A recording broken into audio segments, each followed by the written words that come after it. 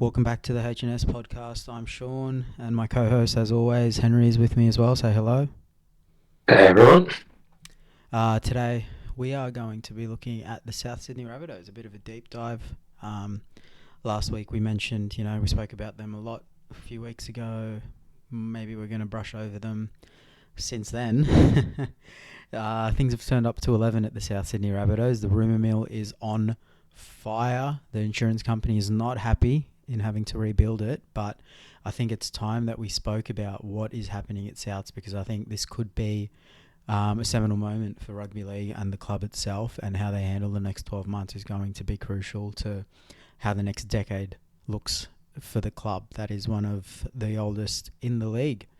We're going to start pretty slow, just looking at this week's team, see how that goes, and then from there we're going to break off into tangents, and whatever comes to our mind we'll look into. We don't know, I can't speak for Henry, we don't know too much about the corporate structure of the club, but we won't let that stop us from criticising them, or at least I won't let that stop me. Henry, are you going to let it stop you? No. No. I like talking blindly about stuff. It's the best. That's what we do. It's why we're here. You don't come to us for accurate information. Alrighty, we'll go through their team this week. Jai Gray at fullback with Latrell Mitchell suspended. There's the first talking point. So Latrell Mitchell, right? Suspended.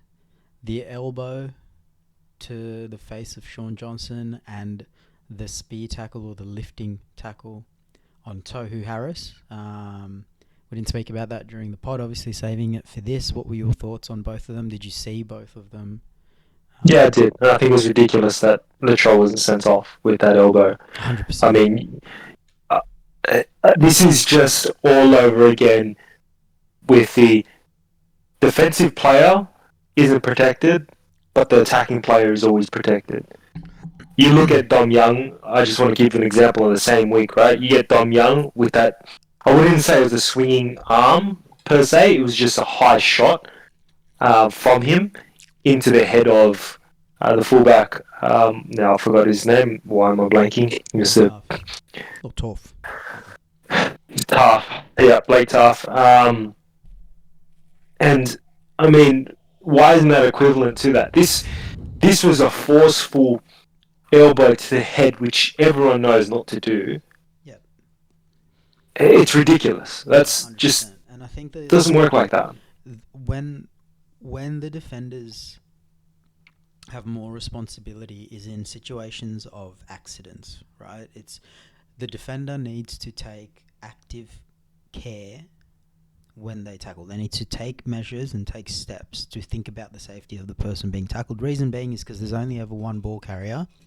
There could be 3 or 4 defenders, so you can't really put the onus on the attacker to have that duty of care. But in this situation, the key difference is Latrell elbowed someone in the face. It wasn't a lack of care. Like, it wasn't that he didn't take steps to ensure the safety of another player. He took steps to put the safety of another player at risk. And that's where it doesn't matter that he's an attacker, to me at least, and I'm pretty sure in the rules. How he survived being sent off is beyond me. I have no idea. I used to, really look at the rules, try to understand the rules, and help, other people who don't read the rule book and aren't as much of a nerd as me understand what's happening on the field. I have no clue what's going on this year. I had no clue what's going on last year for the most part, but I thought, maybe, I'm missing some things. But there were just conflicting things happening all the time. Not just week to week, but game to game within a round, and not even game to game within a round, but within games there were different interpretations and calls being made. So I have no idea how he survived. And that Tohu Harris tackle, to me, was horrific and deserved a send-off as well. Yeah, could it for end sure. Tohu's career? Could it end Tohu's life? Like, it's a bit extreme, but it's a possibility there. And it was lazy. It was so lazy. For sure. But I don't know. Do you think moving Latrell to centre fixes the issues that he's having this year? I think it puts the pressure off him a little bit. I go off the quotes from, I guess, from him, but also from a lot of the commentators about Latrell, and this off season was probably one of his best. He felt like his fittest and he's worked, his hardest this preseason. And I mean, yes, when you look at him physically, he did look better. But when you looked at him on the field, yes, he was. I get it. The stats are showing he runs more, but it just shows no impact. And yes, if he's running more, if he's doing more yardage, and he doesn't have that impact that he needs, then clearly he's not the fullback you want.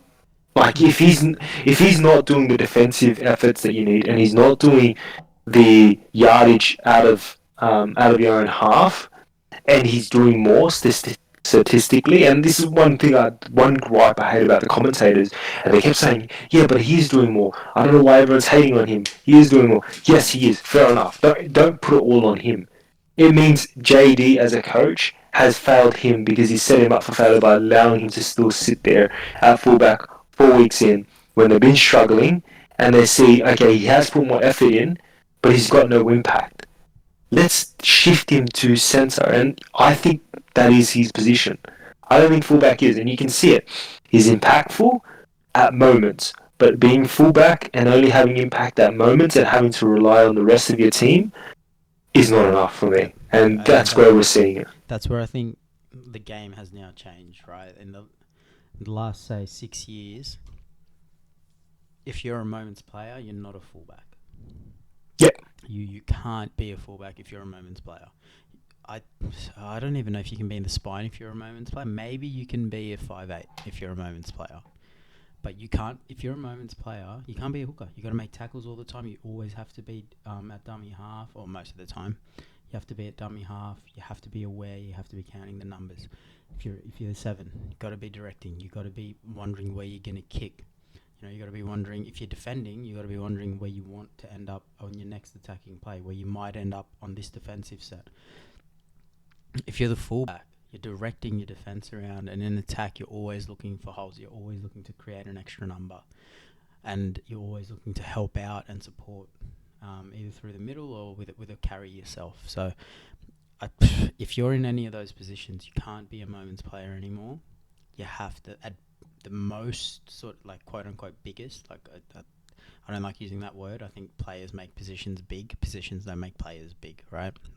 So I don't like using that word, but the biggest position you could have is 5'8", and even then it's a stretch, right? Like, yep. You think about Cameron Munster, who some people say is a moments player, but he's pretty active, right? Like, he has great moments, but he is still really active during the game. No, defensively. Look at him defensively. Yeah, he's in there.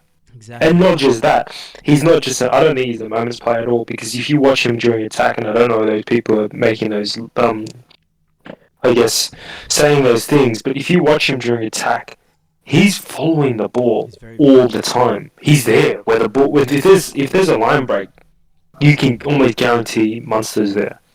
Yep. So I think time has come for Latrell to move to centre. When you look at options at fullback, personally, I don't want to put Jai Gray in at fullback just because he's very young, he's very raw, he's very talented. We've seen kids get burned a lot. Especially with what problems they're going through right now. Exactly. So I think you're looking at players like Jack Whiten to really step up there, or at worst, put Alex Johnson there. Yeah. Or we go back to the recruitment side of things. Now, I don't know who's responsible for recruitment, but they had Blake Taff at the club, and they recruited Jack Whiten instead. Now, in my opinion, they didn't need Jack Whiten, who is a great player. I have no issues with Jack Whiten. But they should have kept Taff on less wage, put him at fullback, Latrell at centre. All of a sudden, the team looks better. But they didn't do that. So this is off the back of a number of weird decisions made by the roster management of the club. The decision to let Adam Reynolds go is the big one. But if you look at their team, after Cameron Murray, things start to get very thin. Keon Koloamatangi has had a quiet year this year. They don't have a He's second he's had a quiet couple of years. Sorry, I just wanted to add on that. I don't think Keon's had a big, at least 2 seasons minimum. I think he was okay last season. I think he wasn't where he should be, but when I looked at him last season, I was like, oh yeah, next year he's going to kick on. Like I can see, Yeah, like build kind of up like on it. Hamole, right? Like last year had an okay season, but no one was saying, no one. I wasn't saying he should be in the Origin team. Now I'm like, he's the first pick in the back row for me, right? Like Yeah, on the edge for me, right? That's what I expected from Keon last year. I was looking at both of them, and I'm like, next year Origin one, Keon one edge, Hamole on the other. We're gonna kill it. But now, not so much. He's actually regressed from what I saw last year. So their forward pack is left wanting as well. But it's, yeah. Anyway, we're talking about fullbacks and the backs. Jack Whiten, I think, should be the fullback. I know you can't just get thrust into fullback and do well. I'm not expecting him to be a great fullback. They just need somebody there. They need a warm body to fill in the number 1 jersey to protect Jai Gray. Unfortunately, Jack Whiten is going to have to, in my opinion, going to be the one who needs to step up, take that responsibility. It's going to be a month of pain while he learns to catch again, direct again, gets his fitness ready. That might take actually a bit longer, but that would be my decision as well. Now going through the team again, Ty Monroe is on the wing, Isaiah Tass in the centres, Tane Milne on the other wing, Cody Walker and Dean Hawkins, the halves. they not have any depth with their wings. They do. Like I still don't get why Tane Milne is picked. Yeah, so I don't know why injuries. They've got AJ's out. Yeah. Campbell Graham's out. So that's 2 people who would probably be in the starting team. And then, like, I don't know if Richie Kennard's out. I don't know if... Is Isaac Tuipulotu been named? No, I don't know if Isaac Tuipulotu is out. I didn't see the game last week well enough to know if he had a bad game or a good game. But yeah, they're missing 2 players. I also agree with you. I don't understand the Tane Milne decision. I thought Jacob Gagai was good on debut in Vegas. Now, that might be a bit of bias because I've got him in my Supercoach team and I need him to play to make money. But yeah, I agree with you that Tane Milne is a bit of a weird one on the wing. I don't know. He can bring some yard. I mean, he's not bad from the yardage perspective. In some ways, he can run hard, but other than that, that's not. He's got a brain stem. He doesn't play smart footy. Yeah, he doesn't play smart footy, and you've really got consistency. Yeah, and you've really got to let Sheldon and Cody Walker, right? Yeah. You don't need another. You don't need your winger to be like that as well. Yeah. Speaking of Cody Walker, he partners Dean Hawkins in the halves. I'm actually a big fan of Cody Walker. And apparently that's rare. I haven't met too many fans of Cody Walker. I don't think he should be permanently dropped, but I think he needs a stint in reserve grade just to iron out the kinks, just blow off the cobwebs, get back into. I'm Cody Walker. I'm one of the best 5'8" in the comp. I'm going to tear apart your right edge with our left edge, and it's going to look sick while I do it. It's ridiculous that Cody Walker, by the way, is still picked for this week, and Damien Cook was dropped. 100%. I don't think Damien Cook has played his best game. Yeah, no. But that comes off your forward pack as well, though, and I don't think their forward pack has had a great season as well. So I think it comes both ways. But I can see if there's what I see different though with Cook versus Code. Yes. And that's what you need right now with their team. You need to make sure people are in focus. You need to be there as a leader to help push everyone. I can see Cookie doing that. Cody, I don't know him as a person. I don't watch enough Rabbits games, nor do I go to a game to really see how he acts around his players. But I couldn't, like, just his attitude in the game. I would imagine Cook is a better option, and I mean he's. My thing is having more impact. Souths are crying out for senior players, A, which Cody is one, but B, senior players to set a standard.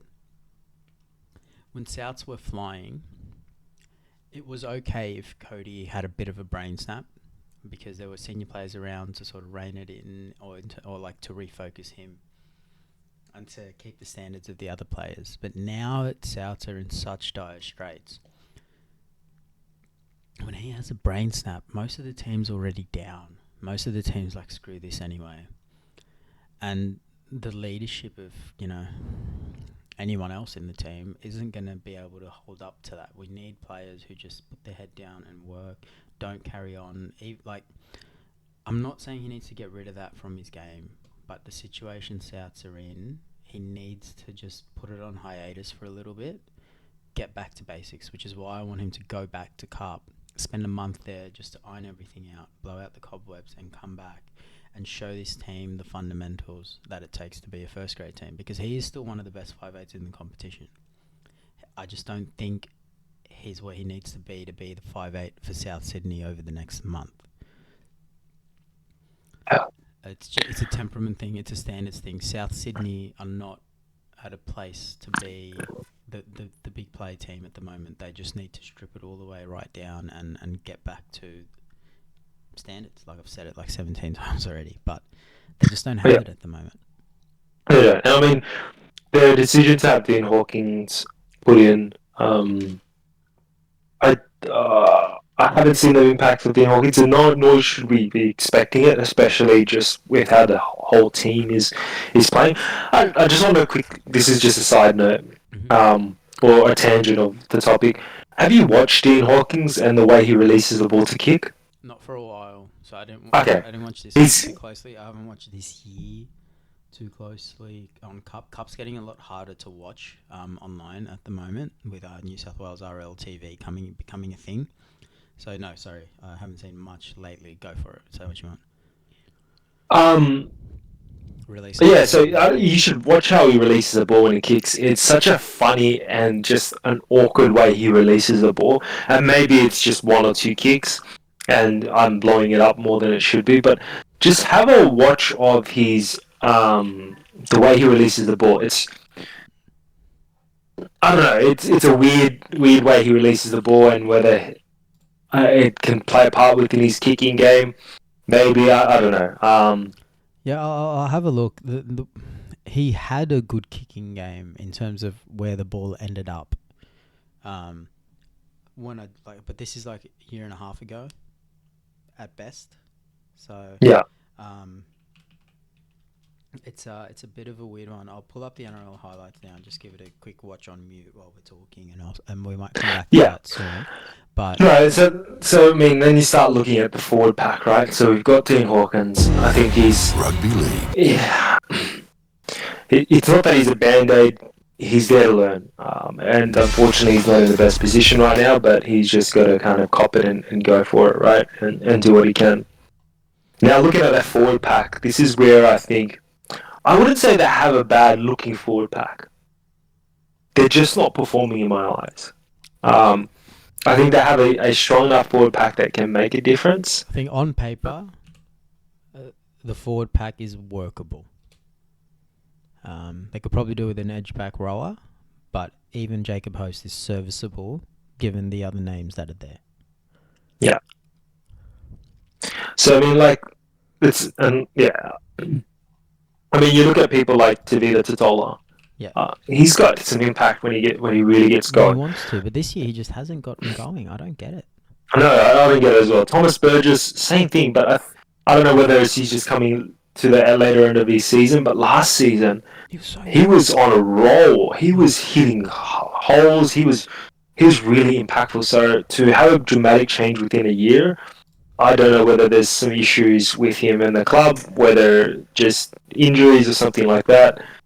It's just surprising that Burgess has not had the same impact. Back onto what you said about Keon, same thing. I think he's been average or below average, if anything. Haven't really seen a big impact on him. Yeah, Keon, not a big impact. Totola's regressed. Tom Burgess has regressed as well. There's a lot that people aren't living up to where they should be, and then the question becomes: is it the player? Is it the coach? Is it the club? And by that I mean the corporates. Is it a combination of factors? And then how do you fix it? Right? You can't. Yeah, and I think we'll go through that a little bit in a second. We'll try to touch on the rest of these players that are caught up for this week. So we've got Jacob Host. Isn't a bad option, I guess, in some ways, just reliable. I'm surprised he's picked over someone like Michael Cheekham. I feel like Cheekham gives him a bit of speed and a bit of... My thing with Cheekham is he's just a bit of a liability in defence. And if I'm harping on about standards and going back to fundamentals, Jacob Host is the ideal back rower. Yeah. He don't look at him in attack. Doesn't matter. And I think he's not even that bad in attack. He's not great, but he's not bad. Yeah. He just holds that edge. You can forget about it. Like, just let him go. That's it. Yeah. And then you've got your Cameron Murray. He is just an absolute workhorse. He doesn't stop. Even though his teams look bad, I don't think Cameron has even looked bad himself. He's still hitting the ball. He's still chasing every tackle. He's doing what he can do best, and it's just... I wish he came to Parramatta. He'd be so much better at a club like Parramatta. In the comp came to Parramatta, shocker. You think about it, right? You think about our forward pack, and then you throw, then you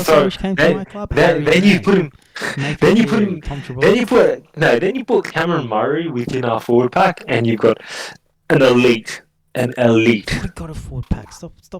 No. We need just a little bit of direction. Yeah, anyway, I don't know how you started talking about Parramatta on the South City. But I mean, we've got Peter. I don't even know how to say his last name. I don't even know. That's how commentators have been saying it. Mamazoulis. Yes. Yeah. So I mean, I haven't seen much of him recently. Yeah, and I'm shocked that Cook isn't there over him. But yes, so Mamazoulis he's a good hooker from what I remember. Everyone who talks about him nowadays seems to say the same thing.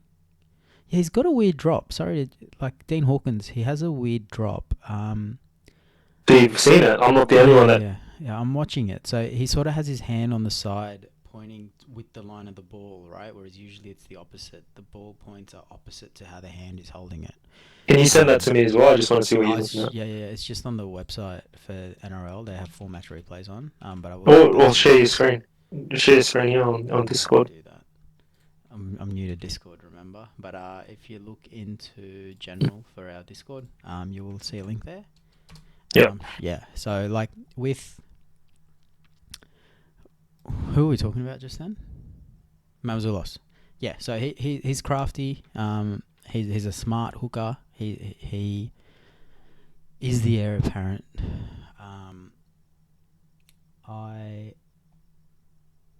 I question why it's happened though.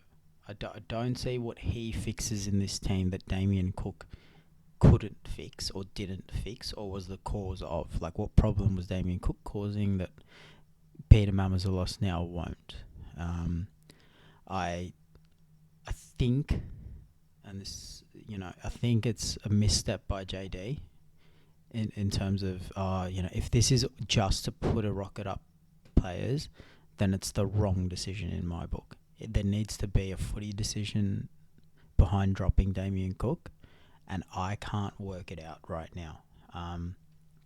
Now, ideally, Peter Mamazoulis is able to get over the advantage line and bring Tavita Totola, Tom Burgess, Cameron Murray, who's been great anyway, into the game. But I don't know how he's going to do that and how Damien Cook wasn't doing it. And I could be totally wrong. We might watch this week and all their forwards go for 100 plus meters, some of them pushing 200 and they look sick. But I just don't see it happening. Like, he's been burned much like Dean Hawkins has been burned. And I hope Jai Gray isn't being burned in the same way, because Dean Hawkins, Jai Gray and Peter Mamazoulis are the future of this club. Yeah, and that's why I had my question marks on JD for a long time, and this season's highlighted even more.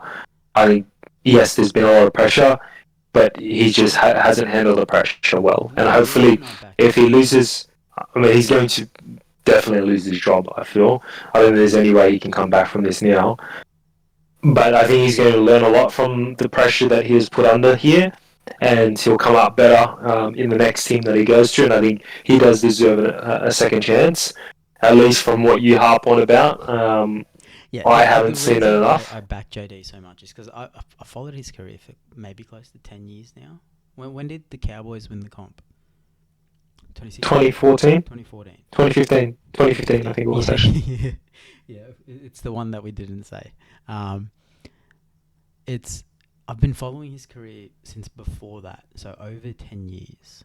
And he's been very successful with clubs that don't have the best roster. So I do think, and that's what leads me to believe it's a Souths issue. I also agree with you in that he's going to learn from this a lot, and he's going to, if he moves on to another club, he's going to be better off in the long run because, and what I mean by that is, because I have faith in JD, and yes, he's made some dumb decisions like dropping Damien Cook. I mean, it might not be a dumb decision, like time will tell, but I think next time he goes to a club, I think he's going to want a lot more clarity and a lot more power in terms of the decisions he makes on the roster. I think he's going to want to be a little bit more in control than what he currently is.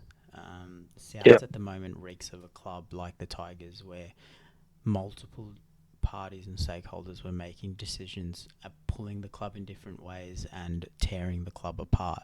So I'm very concerned about Souths, but that's going into other topics now. We'll keep going to the bench, which is incredibly small. Michael Cheekham, Saliva Havili, Shaq Mitchell, and Davi Moali. That to me is not a very good bench. Shaq and Davi are your middles. Saliva will probably spell Mamazulos, and Michael Cheekham utility edge. Doubt he sees a lot of minutes. When you go, I mean, I don't see that as a bad option. Having Cavelli there, I think he's been one of the yeah, best I players think this he season. should be there. But again, speaking of maybe Cheekham, it's JD cracking Cheekham's under pressure, but he was dropped for a little bit. Yeah, that's silly. I think the option there for Michael Cheekham, like I said, gives a bit more speed. I think he's going to be good off the bench. Although, like I mentioned earlier, I think he'd be good just to play the whole game. But you're right about Jacob Post, and like I said, Jacob Post is that reliable player. But having Cheekham come in just for a little bit more speed and some And I think momentum, it's also game dependent, right? If yeah, you're up by 12 with 20 to go, you probably don't give Cheekham a lot of a go, minutes. yeah, for But sure. if you're down by 4, depending on what sort of game it's been, you might want to keep host and keep it tight, or you put Michael Cheekham on, right? If it's 4-0, you probably put Cheekham on and be like, "Oh, we're on 0. We need to score points." But if it's 24-20, maybe you don't put Cheekham on. So it's very game dependent, I think, Cheekham. But yeah, I haven't seen much of Moale, so I can't really say much. The name that comes up there, at least in the reserve side of things, is Kepi. Actually, even Tallis Duncan, right? Tallis, I would actually have Tallis over Michael Cheekham, but I don't know how. Like, yeah, I think Tallis might have a little bit more utility there. It's hard to explain the changes this week because I didn't watch too much footy last week. Yeah, same as me. Like, or at least their game. Like it was on, but I wasn't paying attention, so it's hard to explain the decisions. Kepi has been up and down this year, so if he dropped him for somebody who was like, okay, he's gone for a more consistent player, I get it, but he hasn't. He's gone for Shaq Mitchell, who is good, but for me, he's maybe an impact short stint player, not really somebody who can carry a load and help. In my eyes, everyone who gets picked on the bench in the middle is there to help Cameron Murray when they come on, to take the load off him because he plays big minutes and he does a lot of clean-up work. Yep. I just don't see those players on the bench for Souths when Tom Burgess and Tavita Totola come off. I don't. Cameron Murray's going to get run ragged, in my opinion. But that's a decision for another day, another round, I should say. In terms of Souths as a club, now we've spoken about JD. There are rumours that he's going to be moved on. The rumours on replacements are Mal Meninga as an interim coach.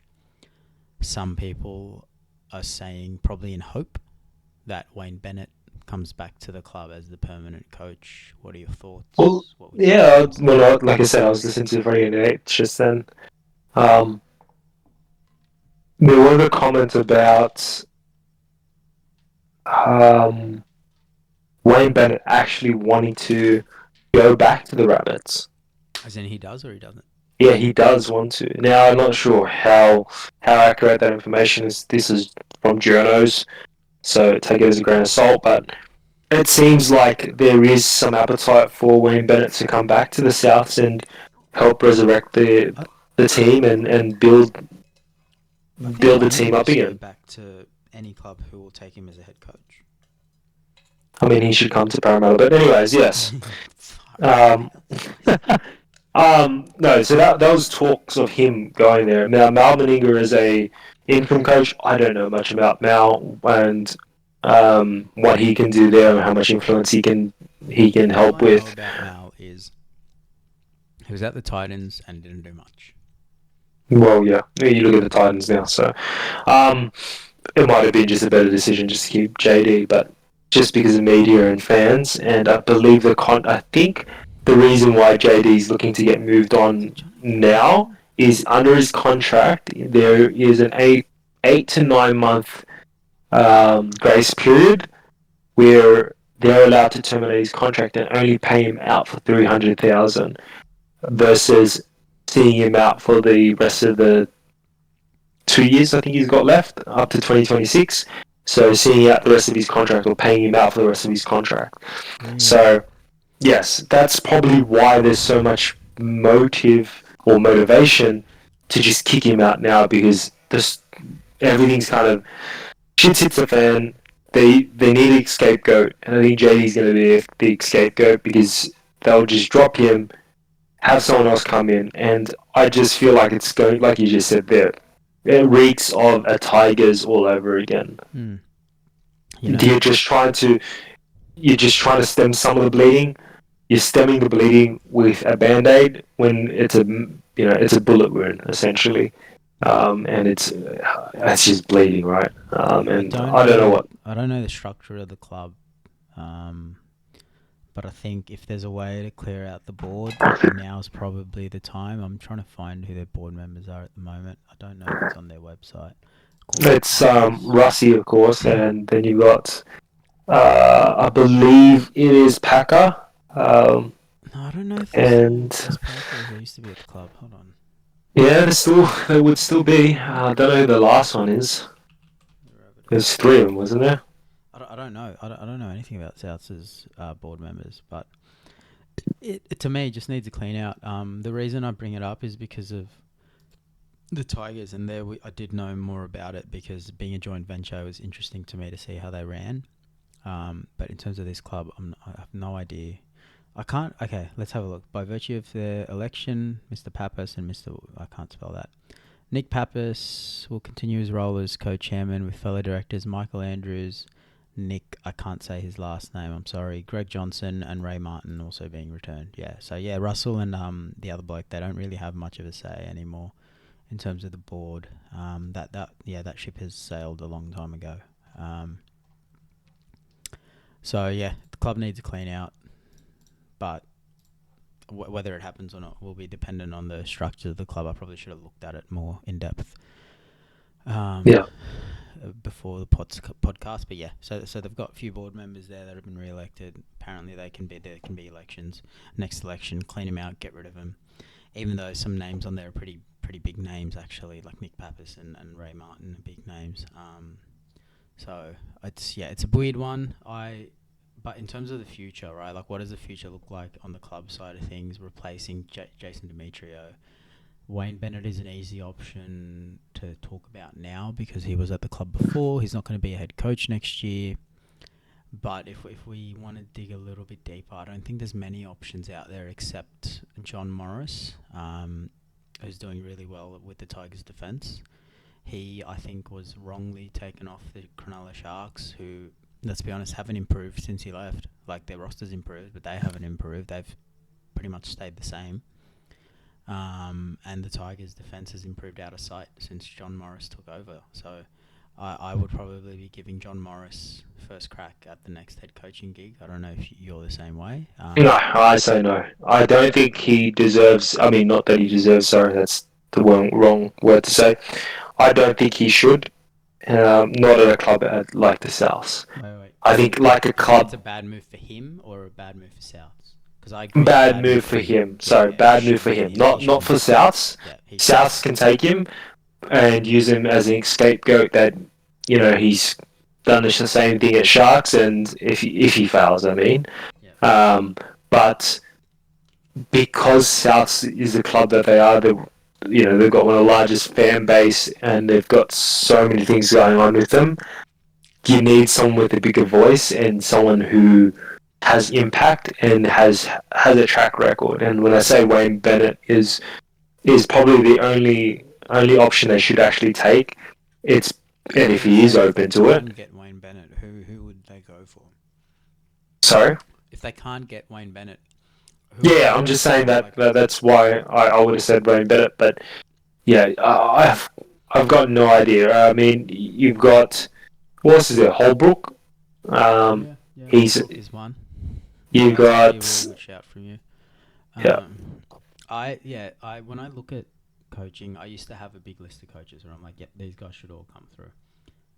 That list has evaporated. So Anthony Seibold, Jason Demetrio, Todd Payton, Justin Holbrook was on that list. You mentioned him. I forgot he was there.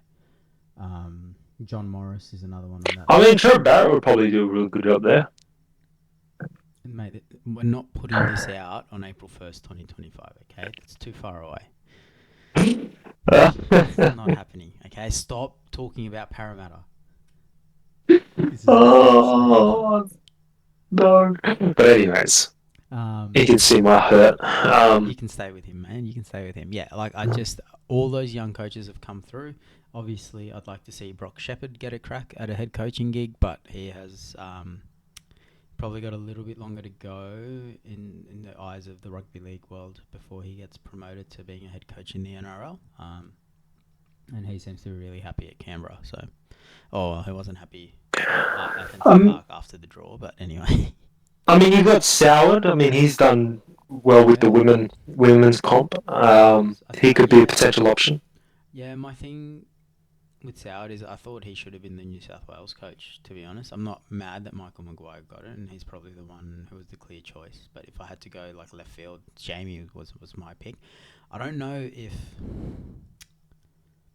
the women's game is very different in terms of the pressures you're under to the men's game, and I don't know if it's something that Jamie Soward even wants to be a part of. I think he's really happy being the coach of the Dragons, and obviously you get paid more, so you can't, if I got paid 3-4 times more money to do a job that was less appealing to me in terms of my happiness, I probably still would do it. So, maybe they can lure him over. It's an interesting option. I'd be very interested to see how that goes. He's definitely got a way he thinks about the game. I can't. Yeah, I don't know if he'd make that move either. But then again, I suggested John Morris, and I don't know if he'd make the move either. So Yeah. It's a bit of a weird one. The other thing I wanted to touch on is we are seeing in real time what could potentially be a season that leads to the next Bulldogs. And what I mean by that is a rich club in Sydney with a lot of fans who are very passionate, who also play out of the same stadium, right? They both play out of Stadium Australia, who now and have had success in the past, good strong clubs winning a lot of games, who in what feels like the blink of an eye, due to some poor roster decisions and some poor management, are going to take a very long time to turn around. Unless they fix it now. The Bulldogs could have fixed it really quickly. They didn't.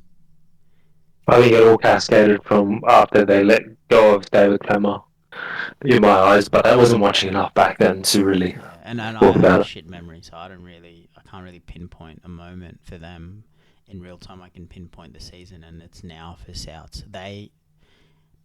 their fan base, their members, need to make a decision on, okay, are we going to end up like the Bulldogs, or is this going to be a quick turnaround similar to, say, a Brisbane, who are in a very similar situation but turned it around very quickly, relatively speaking, right?